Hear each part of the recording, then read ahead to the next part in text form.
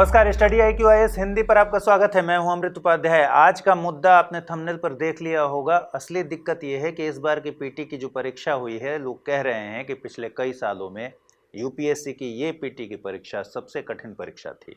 तो सवाल है कि हिंदी माध्यम के लोग इस कठिन परीक्षा को पास करके अगर मेंस तक ही नहीं पहुंचेंगे तो फिर फाइनल रिजल्ट में कहाँ से जगह मिलेगी।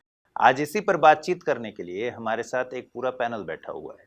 वीरज सर लास्ट में बैठे हुए हैं, वीरज दुबे सर आप जानते हैं, अजय अनुराग सर जिनको लंबा तजुर्बा है यूपीएससी के बच्चों को पढ़ाने का, और अभिनव हमारे साथ, इनकी वीडियोस आप देख चुके होंगे, 2 वीडियोस आ चुकी हैं, ज्योग्राफी के बहुत ही एक्सपर्ट टीचर हैं, और अमरेंद्र सर जिनसे आप अच्छे खासे तरीके से भली भांति परिचित हैं। तो आज के इस एजेंडे में हम थोड़ा ये भी समझने की कोशिश करेंगे कि क्या पीटी की परीक्षा को लेकर या यूपीएससी की पूरी परीक्षा को लेकर हिंदी माध्यम को हताश होने की ज़रूरत है या फिर कोई ऐसी तरकीब निकालने की ज़रूरत है जिससे हम इसको पार पा सकें। अमरेंद्र सर से ही शुरू कर लेते हैं। पहली बात तो यही कि एक हताशा तो हो ही गई है, इस बार की परीक्षा काफ़ी टफ थी। पहले ये बताइए कि परीक्षा टफ थी। अब सर 2 तरीके के इसमें व्यू देखने को मिलते हैं। वो लोग जो जिनकी कॉन्सेप्चुअल क्लैरिटी अच्छी थी, जिन्होंने समझ के चीज़ों को पढ़ा था, उनके लिए मुझे लगा कि इस बार की परीक्षा उनके फेवर में हो गई। और ऐसे सभी छात्रों का जिनका पिछले 2-3 वर्षों से प्रारंभिक परीक्षा नहीं निकल रहा था, इस बार इसलिए निकल गया क्योंकि उनकी कॉन्सेप्चुअल क्लैरिटी अच्छी थी और यूपीएससी ने पूरी तरीके से एलिमिनेशन प्रोसेस को ख़त्म ही कर दिया। तो ऐसे में उनका कॉन्सेप्ट क्लियर होने के कारण भले ही मेरिट कम गई है, लेकिन उनके पीटी हो गए। और जो लोग एलिमिनेशन प्रोसेस पे थे कि 2 सवाल 3 सवाल आएगा और बाकी हम फिर उसको कर लेंगे, तो ऐसे लोगों के लिए इस बार की परीक्षा बहुत कठिन हो गई। और ऐसे लोग, मुझे ऐसा भी लगता है कि बहुत सारे ऐसे लोग हैं जो हमारे संपर्क में हैं, पिछली बार साक्षात्कार में थे, इस बार प्रारंभिक परीक्षा नहीं कर पाए, ऐसी भी स्थिति है। तो फिर कैसे हिंदी माध्यम के लिए कितना होप बचा हुआ है? हिंदी माध्यम के लिए नहीं, ये तो सभी के लिए है, क्योंकि प्रारंभिक परीक्षा की अगर हम लोग ठीक बात करें तो वहाँ कोई माध्यम तो होता नहीं है, आप हिंदी में करो अंग्रेजी में करो। लेकिन जो माध्यम, हिंदी माध्यम से तैयारी करने वाले छात्र हैं, वो मेहनती बहुत होते हैं, परिश्रमी बहुत होते हैं, अभ्यास से चूकते हैं। और हर बार हम लोग ये ध्यान दिलाते हैं कि आप कितना भी पढ़ें, लेकिन अगर आप प्रैक्टिस नहीं करते हैं, अगर आप अभ्यास नहीं करते हैं, तो जो कॉन्सेप्ट की क्लियरिटी है और जो ज़रूरत होती है यूपीएससी एग्जाम में 2 घंटे में बैठ के जिस गति की, क्योंकि पेपर बहुत लेंदी है और इस बार का पेपर तो और भी लोगों के लिए ज़्यादा लेंदी हो गया, क्योंकि अब विकल्प 1 सही है, विकल्प 2 सही है, 3 सही है और 4 सही है। मतलब अब चारों विकल्प आपको पढ़ना है और समझना है, और उसके बाद फिर आप उत्तर देंगे। दूसरी बात, जो पुराना पैटर्न होता था कथन और कारण वाला, उसको भी इस बार थोड़ा सा बदला इन लोगों ने। जैसे हम लोगों के टाइम पे ये पता था कि कथन कारण में विकल्प ए में क्या लिखा होगा, विकल्प बी में क्या लिखा होगा। इस बार इन्होंने क्या किया है कि आपको वो चारों विकल्प पढ़ने पड़ेंगे। मतलब आप ये नहीं समझ सकते कि विकल्प ए में लिखा होगा कथन कारण दोनों सही है और सही व्याख्या है, हो सकता है वो विकल्प सी में हो। तो ऐसी स्थिति में अब वो बात हट गई कि आप पेपर को क्विकली पढ़ लें और देख के फिर उसका आंसर निकाल लें। मतलब आपको पूरा पढ़ना है, सारे विकल्प पढ़ने हैं, सारे प्रश्न पढ़ने हैं, और ये सब बड़ी ईमानदारी से पढ़ना है। अगर आप थोड़ा भी जल्दबाजी दिखाएंगे, ओवर कॉन्फिडेंट दिखाएंगे, तो आपका आता हुआ जो प्रश्न है वो भी गलत हो जाएगा। तो अब क्या है कि थोड़ी सी लोगों को थोड़ा समझ विकसित करना है, और 2 चीज़ों पे अगर ध्यान दिया जाए, जो मैं शुरू से कहता हूँ हमेशा छात्रों से, कि जो अवधारणा है उसकी स्पष्टता हो आपके पास, और आपकी जो निर्णय लेने की गति हो। अगर ये 2 चीज़ें आपके पास हैं तो प्रारंभिक परीक्षा आप आसानी से कर सकते हैं। बहुत सारे लोग ऐसे भी हैं जिनको आते हुई चीज़ें भी प्रारंभिक परीक्षा में वो परफॉर्म नहीं कर पाते, तो ये भी एक बड़ी समस्या है। इसलिए मुझे ऐसा लगता है कि अच्छा पढ़ें, जो पढ़ें उसके कॉन्सेप्ट को पूरा क्लियर करके पढ़ें, और साथ ही साथ अभ्यास करें, प्रैक्टिस करें। तभी हिंदी माध्यम की बात मैंने क्यों की, इसकी वजह है कि प्रीलिम्स की परीक्षा में 2 पेपर है। पहला पेपर तो जीएस का है, ठीक है, आपकी बात बिल्कुल ठीक है कि सभी के लिए बात बराबर है, कट ऑफ कम ज़्यादा हो सकता है अगर कठिन परीक्षा हुई तो। लेकिन सीसेट की परीक्षा, जो कि बहुत टेक्निकल बैकग्राउंड के लोगों को सीसेट में बहुत आसानी होती है, और इस बार की सीसेट की परीक्षा अजय सर जिस तरीके की थी, उसमें हिंदी माध्यम के लोगों को निराशा हुई है, क्योंकि जो आईआईटी कर चुका है व्यक्ति, अगर वो भी उसमें फेल हो जा रहा है, उसमें क्वालिफाइंग नहीं पेपर पास कर पा रहा है, तो हिंदी माध्यम के लोगों को तो ये दिक्कत आएगी, तो उनके लिए ये आयरन गेट तो बड़ा मुश्किल है। इस बार बड़े सारे मैसेजेस आए हैं कि सर क्या करें, परीक्षा की तैयारी करें आगे या छोड़ दें। तो आपके अनुभव से जानना चाहते हैं। देखिए सीसेट में तो हमेशा से प्रॉब्लम रहा है, क्योंकि सीसेट की एक सबसे बड़ी समस्या ये है कि ज़्यादातर लोग इग्नोर करते हैं। सीसेट को समझते हैं कि वो लास्ट टाइम में देखने का है और क्वालिफाइंग नेचर का है, तो इसलिए भी इग्नोर करते हैं लोग। ये ठीक वैसे ही बात है जैसे मेंस के में एसए को लोग इग्नोर करते हैं, जबकि वो भी अच्छा 250 मार्क्स का पेपर है। दूसरी बात यह है कि जो कॉम्प्रिहेंशन है, वो कॉम्प्रिहेंशन का बड़ा मेजर रोल है, लेकिन कॉम्प्रिहेंशन का नेचर क्या है, कॉम्प्रिहेंशन को कैसे सॉल्व करें, ये अभी भी एक बड़ा बड़ा एक रहस्य जैसा बना हुआ है। जो लोग रीडिंग कॉम्प्रिहेंशन करते आए हैं पहले से, रीजनिंग वाले एग्ज़ाम या और भी ऐसे कॉम्पिटिटिव एग्ज़ाम में, तो उनके लिए तो ठीक है। फिर एक प्रॉब्लम ये भी है कि इंग्लिश में कॉम्प्रिहेंशन को ठीक से समझाया जा सकता है, उसी को जब हिंदी में उसका अनुवाद जो यूपीएससी देती है तो एकदम समझ में नहीं आता, क्योंकि वो कॉम्प्रिहेंड करने वाली चीज़ है, समझने वाली चीज़ है, और उसका ट्रांसलेशन करके उसको इतना कॉम्प्लिकेटेड बना दिया जाता है कि वो एक तो वो मुश्किल सा पैसेज है, ऊपर से उसका ट्रांसलेशन, तो दोहरा मार पड़ जाती है स्टूडेंट्स के ऊपर, और उसका रोल सबसे ज़्यादा है कॉम्प्रिहेंशन का। बाकी जो सेक्शन है वो तो इंटरपर्सनल स्किल, वो सारी चीज़ें हैं, उसको भी इग्नोर किया जाता है। दूसरी बात यह है कि सीसेट के लिए सबसे ज़रूरी चीज़ है प्रैक्टिस। सीसेट एक ऐसा सेक्शन है जिसमें कोई बहुत फार्मूला और थ्योरी नहीं है, उस पर जितना प्रैक्टिस करेंगे उतना अच्छा किया जा सकता है। तो उसमें भी लोग टाइम नहीं बच पाता जीएस को लेकर, क्योंकि जीएस क्वालिफाइंग है, जीएस में मार्क्स लाना है, तो जीएस में अच्छा जीएस का सेक्शन, हर एक सेक्शन बहुत बड़ा है, economy, polity, geography, history, science tech, तो उसमें पढ़ते पढ़ते इतना टाइम लग जाता है कि सीसेट को लास्ट टाइम में लोग 1 महीने में, क्योंकि उनको पता है कि 27-30 क्वेश्चन सॉल्व करेंगे, हमारा हो जाएगा 30 क्वेश्चन सॉल्व करने से। लेकिन अब वो 30 क्वेश्चंस बहुत भारी पड़ रहा है, अब उसके लिए लंबा टाइम देना जरूरी है। इस बातचीत का जो मतलब ये निकलता है कि ठीक है, क्वेश्चंस तो टफ पूछे गए, ये एक बात हुई, लेकिन ये भी बात सच है कि आपकी तैयारी भी उस स्तर पर थी कि नहीं, इसको भी आपको एक बार क्रॉस चेक करना पड़ेगा। और ये बहुत सही बात है बिल्कुल। कि हमारी मेंटालिटी में, तैयारी की मेंटालिटी में ही है कि भाई एग्जाम के समय थोड़ा सा देख लेंगे तो हो जाएगा लास्ट टाइम अब बेसिकली यूपीएससी ये बताना चाहता है कि भाई ये अब वैसी तैयारी नहीं रही, क्वालिफाइंग पेपर को भी आपको बड़े ध्यान से पढ़ना होगा। ठीक है, अगर स्ट्रेटजिकली बात करें विरद, पीटी की परीक्षा के लिए हम कोई ऐसी स्ट्रेटजी को सोच पाएं कि जैसे हिस्ट्री जैसा सब्जेक्ट है जो आपका सब्जेक्ट है जी, इसमें निश्चित तौर पर हम इतने मार्क्स ले लेंगे, ठीक है, पॉलिटी जैसा सब्जेक्ट है जी। कि इतना तो निश्चित तौर पर हम गेन कर लें, तो जिसका जो मजबूत पक्ष है उसमें अपना सेफ जोन बनाते चले, किस तरीके से पीटी के इस आयरन गेट को तोड़ा जाए। बिल्कुल सर, ये जो आपने प्रश्न पूछा है, इत्तेफाक से आज ही एक स्टूडेंट ने भी विभिन्न माध्यम से मुझसे पूछा। उनका ये पूछना था कि सर जब हम तैयारी शुरू करें, जैसे इसको हम इस प्रश्न को ऐसे भी जोड़ के देख सकते हैं कि आखिर हम तैयारी कैसे शुरू करें। उसका विकल्प और उसका उत्तर ये हो सकता है कि जिस सब्जेक्ट में हमको सबसे ज़्यादा आसान महसूस होता हो, फील होता हो, हम उसको लेकर के तैयारी शुरू कर सकते हैं। लेकिन जनरली स्टूडेंट क्या करता है, उसके मन में एक खौफ रहता है कि यार जैसे मान लेते हैं हिंदी मीडियम का स्टूडेंट है, और हिंदी मीडियम के स्टूडेंट में सामान्यतः ऐसा देखा जाता है कि विज्ञान जैसे विषय हैं, प्रौद्योगिकी जैसे विषय हैं, थोड़े उसे कुछ हद तक टफ लगते हैं। हिस्ट्री को हो सकता है कि वो पढ़ते रहे हों, और हो सकता है उनमें से कुछ ऐसे भी स्टूडेंट हों जिन्होंने अपने ग्रेजुएशन में लिया हो या इस जैसे सब्जेक्ट लिए हों, तो थोड़ा ईजी बैठता है, तो वो उससे तैयारी शुरू कर देते हैं। तो मेरा ये मानना है कि जब आपको ये लगता है कि ये पर्टिकुलर सब्जेक्ट ज़्यादा कठिन है, तो उनको लगता है इस पे अगर हमने ध्यान नहीं दिया तो बेड़ा गर्क हो जाएगा, तो वो ज़्यादा फोकस उस पर देने लगते हैं। उससे एक नुकसान ये हो जाता है कि जिस सब्जेक्ट पे उनकी आदतन पहले से ही पकड़ थी, उसके साथ वो न्याय नहीं कर पाते हैं और उसको वो ढीला छोड़ देते हैं। तो अधिक अंक कमाने में एक ये योगदान तो आवश्यक है कि जिस सब्जेक्ट में आपको इजी महसूस होता हो, जिसमें आप सहज महसूस करते हो, उस सब्जेक्ट से ही अपनी तैयारी की शुरुआत करें। सबसे बढ़िया, उससे एक कॉन्फिडेंस भी आता है हमारे अंदर। अगर हम उस सब्जेक्ट को पढ़ते हैं, उस सब्जेक्ट से रिलेटेड जो प्रीवियस ईयर क्वेश्चंस हैं उसको देखते हैं, तो हमें एक गुड फीलिंग आनी शुरू होती है कि यार हम कर सकते हैं, यूपीएससी जैसे बड़े एग्जाम को हम डील कर सकते हैं। उसके साथ दूसरे सब्जेक्ट को हम फिर आगे प्रिपेयर करें। बाय द वे मान लेते हैं कि अगर हमारे लिए कोई ऐसा सब्जेक्ट है जैसे अर्थशास्त्र जैसे टेक्निकल सब्जेक्ट हैं और कुछ कठिन भी हैं कुछ हद तक, तो अगर आपने उन्हीं से तैयारी करी जबकि आपका उसमें इंटरेस्ट नहीं है तो फिर आपके अंदर नेगेटिव फीलिंग भी आ सकती है। ऐसा नहीं है कि किसी का अर्थशास्त्र अच्छा सब्जेक्ट नहीं हो, किसी का अच्छा हो तो वो उससे शुरुआत करे। तो एक तो ये अच्छे अंक लाने के लिए अच्छी तरह से शुरुआत करना ज़रूरी है।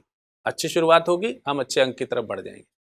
दूसरा सर, हिस्ट्री जैसे सब्जेक्ट के लिए, और क्योंकि हम चर्चा ये भी कर रहे हैं कि पिछली बार यानी 2023 में जो पेपर हुआ वो किस तरीके से चीज़ों को परिवर्तित करके लाया था और कुछ हद तक लोग उसको टफ भी कह रहे, तो उसमें एक योगदान इतिहास का भी है। इतिहास का सर योगदान ऐसे है कि सामान्यतः व्यक्ति के मन में ये अभी तक रहा है प्रीवियस ईयर पेपर को देख करके कि आधुनिक भारत का हिस्सा जो है वो इतिहास में ज़्यादा पूछा जाता है। यूपीएससी अपने पिटारे में हमेशा कुछ ना कुछ चौंकाने वाली चीज़ रखता ही है।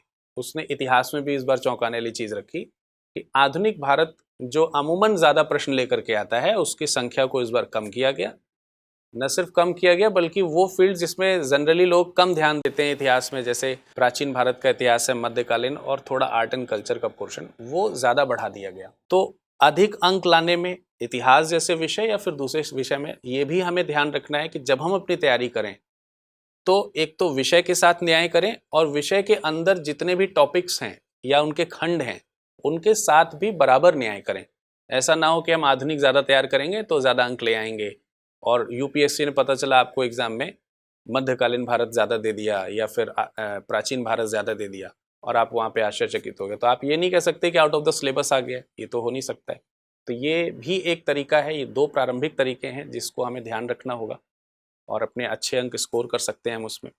दूसरा प्रैक्टिस, ये बहुत इंपॉर्टेंट है। आप कितना भी पढ़ लें किसी भी सब्जेक्ट को, चाहे वो आपका प्यारा सब्जेक्ट हो, प्रिय सब्जेक्ट हो, या फिर कि हमें आ रहा है एग्जाम में इसलिए तैयार कर रहा हूँ, ऐसा कोई सब्जेक्ट हो, हर सब्जेक्ट के लिए एक नियमित तौर पे उसका रिवीजन और उसकी प्रैक्टिस अनिवार्य है।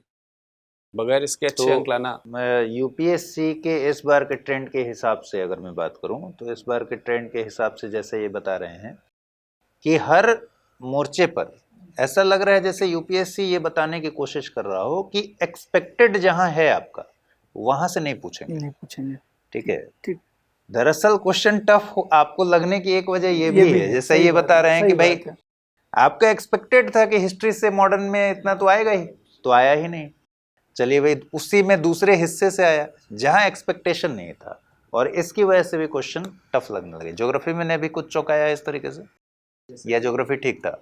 वैसे अगर देखा जाए तो लास्ट 4 साल से अगर इस चीज़ को हम ऑब्जर्व करें तो यूपीएससी ने एक ट्रेंड बना रखा है कि सिविल सेवा की मुख्य परीक्षा हो चाहे प्रारंभिक परीक्षा, इसमें 30 क्वेश्चन के लगभग, वो इर्रिस्पेक्टिव के कौन सा सब्जेक्ट है, ये 30 सब्जेक्ट का इन्होंने ब्रैकेट बना रखा है जिसमें ज्योग्राफी और एनवायरनमेंट, इन दोनों को मिलाकर ऐसे प्रश्न बनाए जाते हैं जिससे जो विद्यार्थी है वो कंटिन्यूसली कंफ्यूज हो रहा है। इसका एक मेजर रीज़न मुझे ऐसा लगता है, जो बीते 4 सालों का ऑब्जर्वेशन है, कि इसका मुख्य कारण ये है कि जो मेजर क्राउड है, मेजोरिटेरियन जो क्राउड है, ये जहाँ से अपना डेटा कलेक्ट कर रहा है वो इर्रिस्पेक्टिव कि वो सोर्स क्या है, वहाँ पर क्वालिटी कंटेंट की कमी। ये ऑब्जर्वेशन है कि ज्योग्राफी या एनवायरनमेंट से जो क्वेश्चन आए, जो बच्चा रीड कर रहा हो, जैसा कि हमने अभी यूट्यूब के एक लेक्चर में डिस्कस भी करा था कि जो बच्चा पढ़ रहा है और जो एग्ज़ाम में आ रहा है, इसके बीच में बहुत बड़ा गैप है। अभी अगर मैं ओपनली इस बात को कहूँ तो बच्चे के पास अभी यूट्यूब में ओपन सोर्स में इतना मटेरियल है कि what to read what not to read, इसके बीच के गैप में वो फंसा हुआ है। एक बड़ी समस्या ये है कि सिविल सेवा की परीक्षा कठिन नहीं है, बस इसके लिए एक स्मार्ट अप्रोच की आवश्यकता है और इसके लिए कंटेंट एक की प्लेयर। और आज के समय कंटेंट इतना ज़्यादा है कि what to read what not to read, ये एक सबसे बड़ी समस्या है। इसको लेकर विद्यार्थियों को समझना पड़ेगा कि सिलेक्शन के लिए किस दिशा में जाना है, क्योंकि शिक्षा हर जगह है, लेकिन शिक्षा के साथ सफलता ये इंश्योर करने के लिए प्लेसेस बहुत लिमिटेड है। एक बड़ी समस्या तो ये है। और दूसरी समस्या सिविल सेवा के साथ अभी ये जो आयरन गेट बना हुआ है, इसके पीछे का एक बड़ा रीज़न ये भी है कि स्टूडेंट जो है वो कंटिन्यूसली प्रैक्टिस नहीं कर पा रहा है।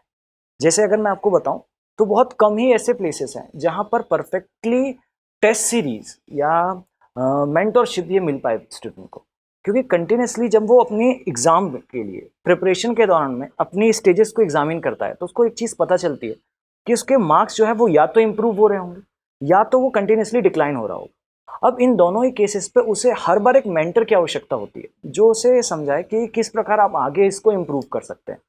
तो जनरली एक लैक ऑफ मेंटरशिप और लैक ऑफ क्वालिटी कंटेंट ये एक सक्सेस के बीच में बैरियर बना हुआ है, ये ऐसा मुझे। चलिए, तो अब सॉल्यूशन की बात कर लेते जी, हैं। क्या बिल्कुल। सॉल्यूशन क्या है? अब सर इसके लिए एक बहुत ही बेहतर रणनीति के साथ आपको तैयारी शुरू करनी होगी।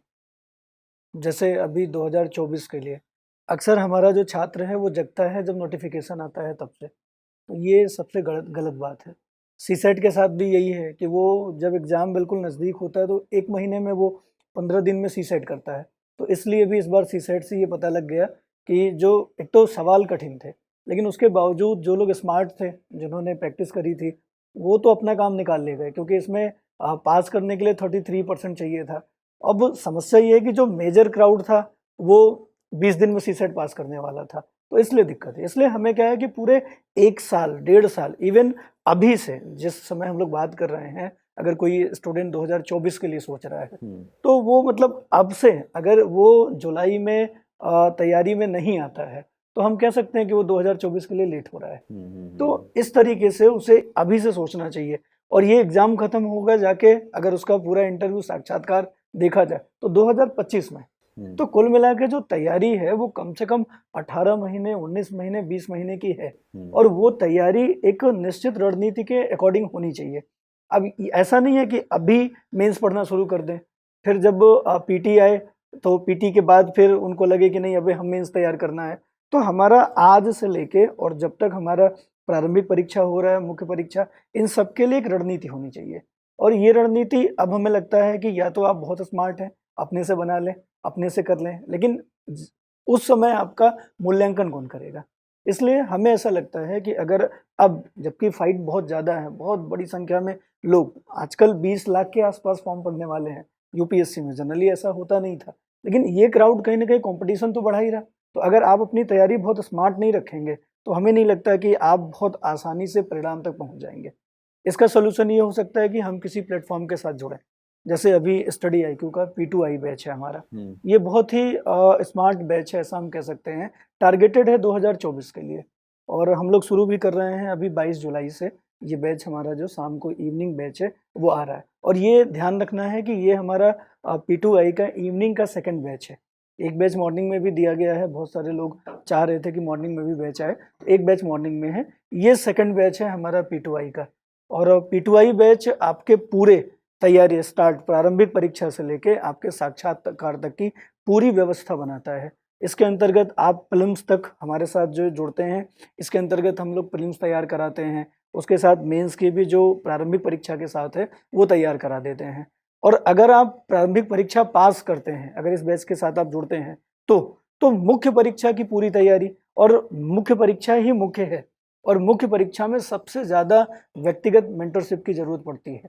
तो ऐसी स्थिति में P2I बैच में पूरा प्लान किया गया है कि आपकी प्रारंभिक परीक्षा होता है तो आप दिल्ली वाले इन्वायरमेंट में आएंगे, स्टडी आईक्यू के खर्चे पे आएंगे, और जो भी फैकल्टी आपको पढ़ा रही है ऑनलाइन, वही फैकल्टी आपको ऑफलाइन पे आपके मेंस के आंसर राइटिंग पे आपके साथ होगी, व्यक्तिगत मार्गदर्शन पे आपके साथ होगी। आपके साथ मतलब हर टाइम कोई ना कोई फैकल्टी आपके अलग अलग सब्जेक्ट पे गाइड कर रहा होगा, जो आप गलतियाँ कर रहे हैं। और व्यक्तिगत मेंटरशिप अगर मेंस में मिल जाए और इवैल्यूएशन अगर हमारे मुख्य परीक्षा की हो जाए अच्छे से, तो हमें लगता है कि एक बेहतर नंबर हम ला सकते हैं, और मेंस ही है हमारे साक्षात्कार के फाइनली सिलेक्शन में होने का आधार। तो ऐसी स्थिति में एक स्मार्ट तैयारी चाहिए, एक ऐसा जो हर समय हमें पता हो कि कब क्या हमें पूरा कर लेना चाहिए। तो ऐसी स्थिति में हमें लगता है कि आप स्टडी आईक्यू के ऐप पे जाके या वेबसाइट पे जाके आप P2I जो बैच है हमारा इवनिंग बैच, जो 22 जुलाई से शुरू हो रहा है, उसके जो फीचर्स हैं उसको आप देख सकते हैं। क्या क्या कौन कौन से टाइम पे पूरा कराया जा रहा है वो आप देख सकते हैं, तो आपको लग जाएगा कि ऐसी ही ज़रूरत है अगर हमें रिजल्ट देना है तो। एक सोल्यूशन ये है कि आप स्टडी आईक्यू के P2I बैच के साथ भी जुड़ सकते हैं, और यहाँ से जुड़ के आप जो है अपना जो आपको बनाना है वो ऑलरेडी रास्ता बना हुआ है, बस आपको वहाँ पे चलना शुरू करना है। तो जिस मंजिल तक पहुँचना है आप पहुँच सकते हैं।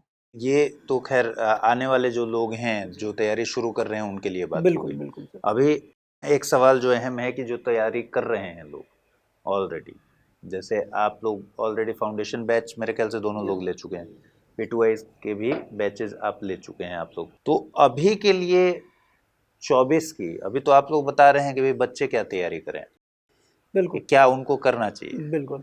मैं आप लोगों से जानना चाहता हूं कि आप लोग क्या तैयारी कर रहे हैं, 24 का एग्जाम पीटी निकले इसके लिए हम क्या कर रहे हैं। जी तो विरत सर आपसे शुरू कर लेते हैं, और क्योंकि यही दोनों लोग पढ़ा चुके हैं अभी कोर्स में, तो आप ही दोनों लोग से मेरा सवाल है। सर देखिए, एक तो जो फाउंडेशन बैच जैसे मैंने भी पढ़ाया, सर ने भी पढ़ाया, अभी आगे आप सब लोग भी पढ़ाएंगे।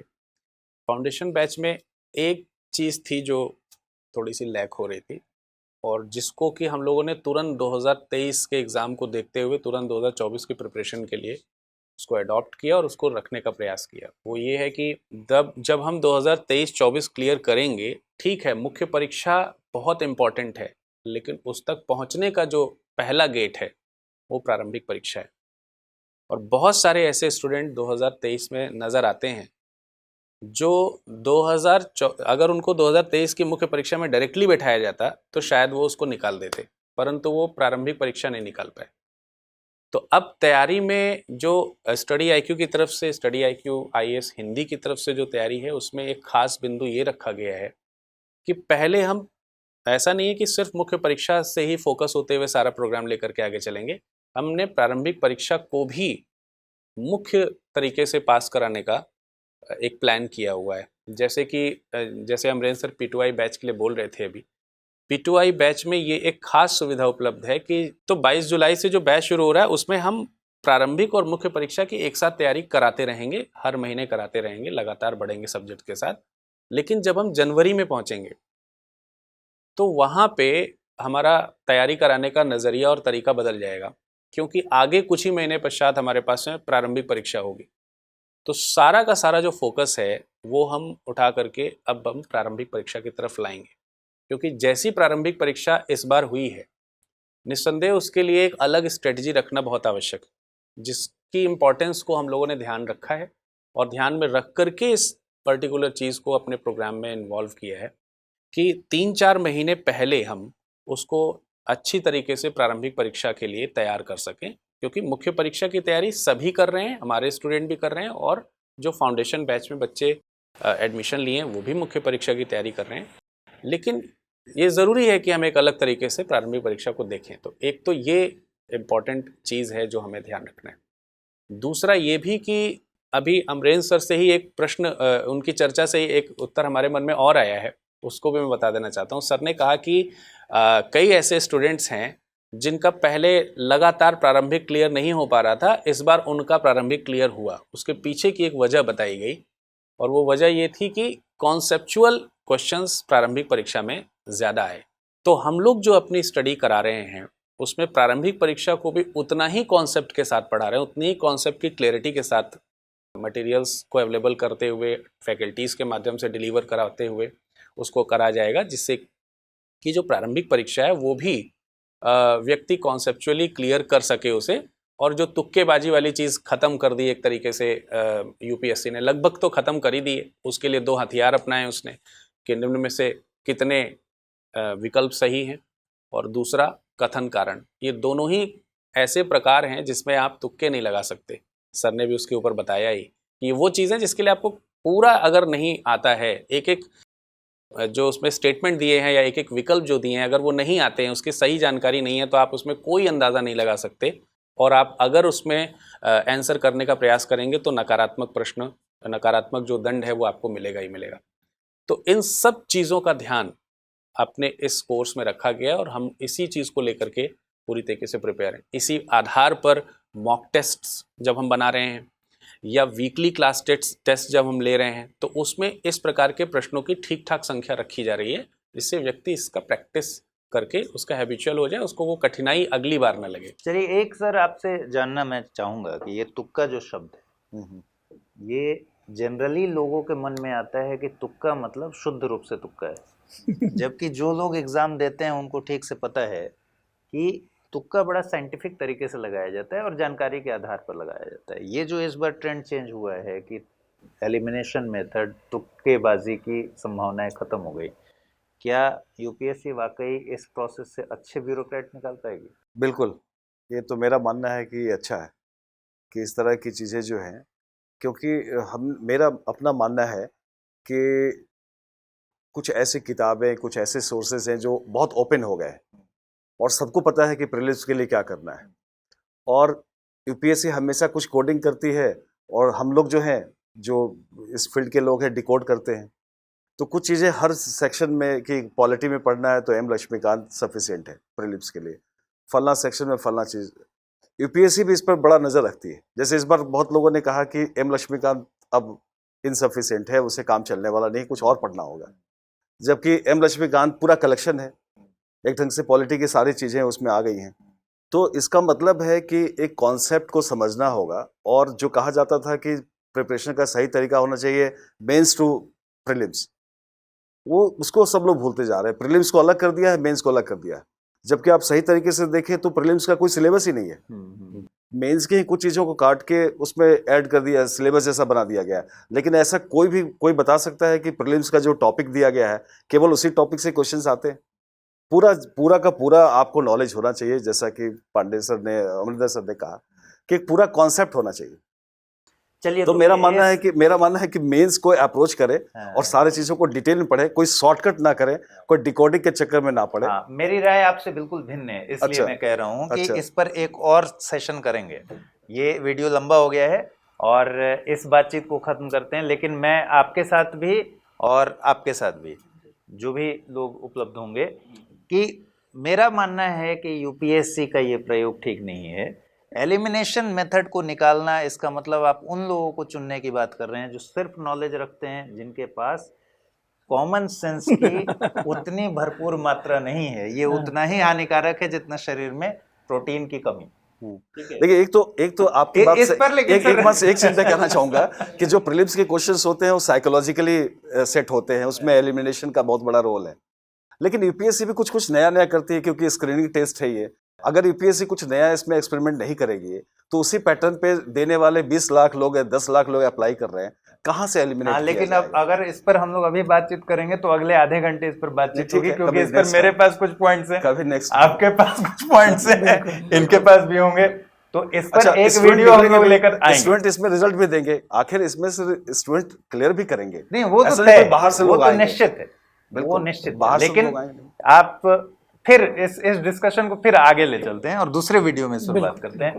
फिलहाल तो भाई ये है कि आयरन गेट ऑफ प्रीलिम्स, और देखिए जब पार्ट 2 आएगा सर, पार्ट 2 आएगा। फिलहाल इसको यहाँ खत्म करते हैं। थोड़ी सी अपनी समझ को बनाते हुए आप ये भी देखिए कि सिर्फ यूपीएससी की ही ऐसा नहीं है कि ऐसा सवाल पूछ दिया गया है, और सर ने बहुत अच्छी बात कही कि अंतिम तौर पर बच्चे उतना ही पीटी में पास होंगे जितना रिक्वायरमेंट होगा पोस्ट के हिसाब से, मेंस उतने ही बच्चे देंगे, फाइनल रिजल्ट भी उतना ही आएगा। तो आपको भी अपने आप को थोड़ा दुरुस्त करना होगा और होप छोड़ने की ज़रूरत नहीं है, इसलिए क्योंकि इस बार का पेपर कठिन था, लेकिन आपकी स्ट्रेटजी उसके हिसाब से बनानी चाहिए। तो एक और वीडियो जल्दी ही हम लोग लेकर आएंगे और समझेंगे ये एलिमिनेशन वाले पूरे प्रोसेस पर, और उस पर भी बातचीत करेंगे। आप लोगों का बहुत शुक्रिया, आप सबका भी बहुत शुक्रिया। ये जो बैच का इन्फॉर्मेशन है डिस्क्रिप्शन बॉक्स में इसका लिंक दिया हुआ है, तो आप 22 जुलाई से शाम 6 बजे, तो 22 जुलाई से शाम 6 बजे इस बैच में आप आ सकते हैं। और अपना ख्याल रखिए, ठीक से पढ़ाई लिखाई कीजिए। नमस्कार।